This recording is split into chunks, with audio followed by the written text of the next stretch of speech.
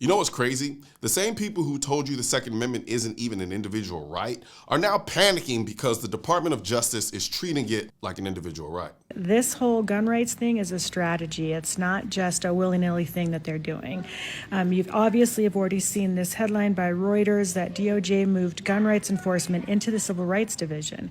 It's not normal. It's not a rearrangement. This is a strategy, and I'm going to try to explain it.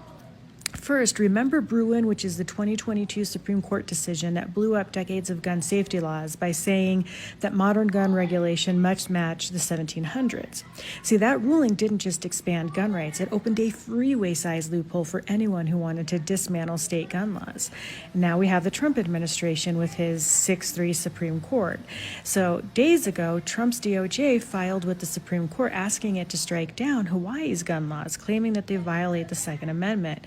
Why did he choose Hawaii?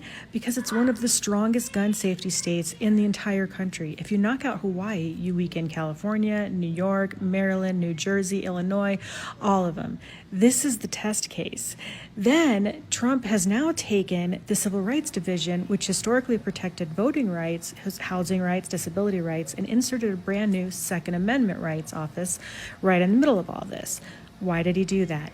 So the DOJ can treat state gun laws the same way it treats discrimination cases, as civil rights violations. So let me translate this.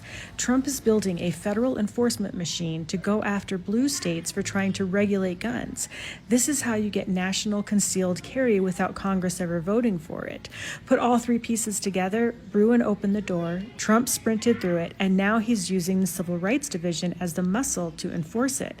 And if the Supreme Court sides with him in Hawaii, it's game over. Every state gun safety law in the country becomes a target. This is the part that no one is saying out loud. Trump isn't just interpreting Bruen, he's actually now weaponizing it. Now, let's translate what she just said. Trump is building a federal enforcement machine to protect a constitutional right. Oh no, the horror, the absolute audacity. So basically, Trump wants to enforce the Second Amendment as a civil right. That's the scandal. Let me help you out. A civil right is an individual right protected from government interference, guaranteed by the Constitution, enforced through the courts. That is literally what is happening. You don't get to scream civil rights when it's voting. You don't get to scream civil rights when it's speech. You don't get to scream civil rights when it's discrimination law. But when it's the Second Amendment, suddenly it's a conspiracy. No, it's consistency. And what's really hilarious is this. When Joe Biden and Kamala Harris created the so-called Office of Gun Violence Prevention, which was basically an office dedicated to shrinking your rights, you had nothing to say. But now that there's an office focused on enforcing a right that already exists in the Bill of Rights, it's game over. Bruen didn't blow up decades of gun safety laws. Bruen said you can't deny people the right to carry a firearm based on whether some bureaucrat feels like it. That's not dismantling law, that's restoring a right. And Hawaii? Let's stop pretending. She keeps saying strongest gun safety state. What she means is this. You effectively cannot carry a firearm in Hawaii. That's what this case is about. Hawaii is part of the United States. The United States has a constitution. That constitution has a Bill of Rights. That Bill of Rights includes the right to keep and bear arms. Bear, not the animal, carry.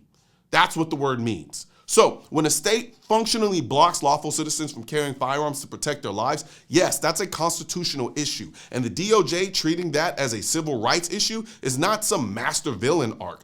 It's what the Civil Rights Division is literally designed to do. You don't lose your civil rights just because they make you uncomfortable. That's the part nobody on her side wants to say out loud. Now let's talk about the intellectual gymnastics for a second, because the contradictions here are wild. This is the same ideological camp that says you shouldn't need an ID to vote. But when it comes to carrying a firearm to protect your life, not only do they want a license, they don't want that license to work across state lines. Think about that. No ID for voting, but multiple layers of permission to exercise a constitutional right that literally says shall not be infringed. That is monumental intellectual inconsistency. Bruen didn't say no gun laws. Bruen said if you're going to restrict a right, you need historical grounding. You need objective standards. You cannot just invent modern excuses to deny people their rights. California, New York, Hawaii, on paper, they allow concealed carry. In reality, they denied almost everyone who applied. That's what Bruen addressed. And now because the DOJ is stepping in to say, hey, states don't get to ignore Supreme Court rulings, somehow that's authoritarian? No. Authoritarian is a state telling you that you cannot carry the tool necessary to protect your own life. What's really happening here is simple. There is a segment of this country that prefers what I like to call pretty oppression. It looks nice, it sounds nice, gun safety, common sense, protection, but it's still oppression. Because at the end of the day, you are dependent. And the Second Amendment is about the opposite of dependence. It was written to limit government's power over you. The irony here is wild. We have a government agency stepping in to say states cannot trample this right, and somehow that's tyranny? No. What scares them is empowerment, because once you understand that you are your own first responder, the entire emotional argument collapses. And that's exactly why I created the I Am the Militia collection. Because this isn't about politics, it's about responsibility. You can believe the government will protect you, you can hope they'll show up in time, but hope is not a strategy. The Second Amendment exists because the founders understood one simple truth. You are responsible for your own safety.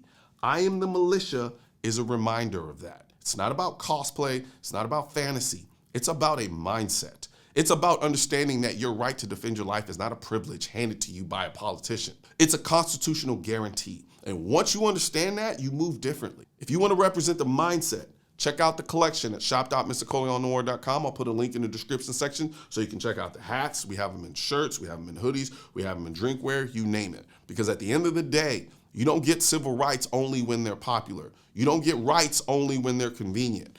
And you don't get to rewrite the Constitution because it makes you uncomfortable. The Second Amendment is a civil right, and enforcing civil rights is not tyranny. It's the fucking point. One thing's for certain and two things are for sure. Politicians and tech giants don't want gun content to be recommended to you. And we're all fighting this culture war together. Now you can help do your part by liking, commenting, subscribing to the channel, but most importantly, sharing this video with at least one person. Together we can stop the suppression of our 2A rights. And don't forget to click the link in the description section of this video for the products that I mentioned in this video.